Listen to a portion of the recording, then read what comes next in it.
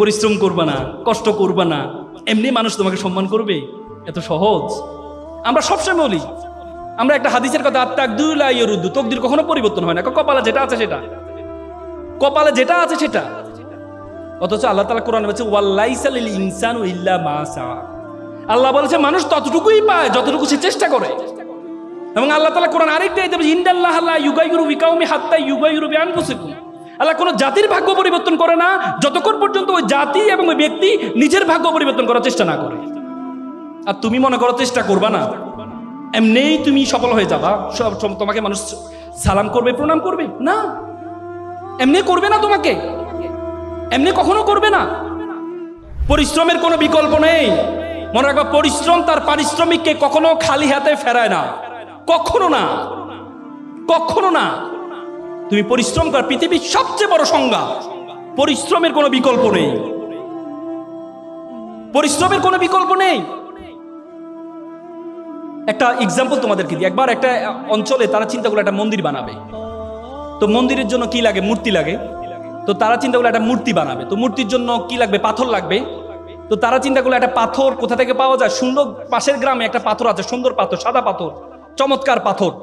তখন তারা গেল পাথরকে অফার করতে, যে পাথর সাহেব আপনাকে একটু লাগবে। বলে যে আমাকে লাগবে, আমাকে নিয়ে কি করবা? বলে যে আপনাকে নিয়ে আমরা একটু 6 মাস একটু কাটবো, ঘষবো, মাজবো, এরপর আপনাকে মূর্তি বানাবো, মন্দিরে রাখবো, সবাই এসে আপনাকে সেলুট করবে, প্রণাম করবে, সালাম করবে। 6 মাস? না, এই কষ্ট আমার দ্বারা সম্ভব না। আমাকে কষ্ট ছাড়া যদি কোনো কাজ থাকে সেটা বলো। বলছে না, আপনাকে তো এভাবে রাখলে তো কেউ সালাম করবে না আপনাকে। তখন অবহেলিত একটা পাথর ছিল পাশে, কালো পাথর। সে বলে স্যার আমাকে নিয়ে যান, 6 মাস না, 1 বছর ধরে আমাকে কাটেন, ঘষেন, মাজেন, কোনো সমস্যা নেই।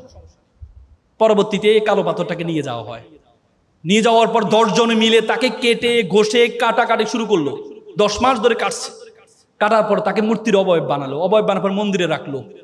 দেখা যায় সবাই এসে তাকে প্রণাম করছে, সালাম করছে, নারিকেলে পানি ঢালে। দেখলো তো বিশাল লাইন পড়ে গেছে নারিকেলে পানি।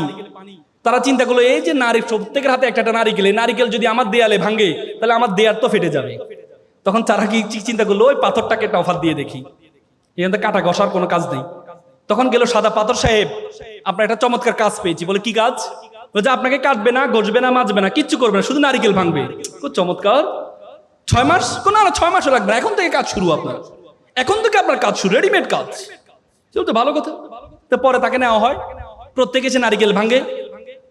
আবার জুতোর পিতি খুলে গেলে তার পায়ে উপরে জুতা রাখে, পিতিটা লাগায়, আসতে যাইতে লাথি মারে, পায়ের মধ্যে কোনো কাদা লাগলে তার পাথর দিয়ে তাকে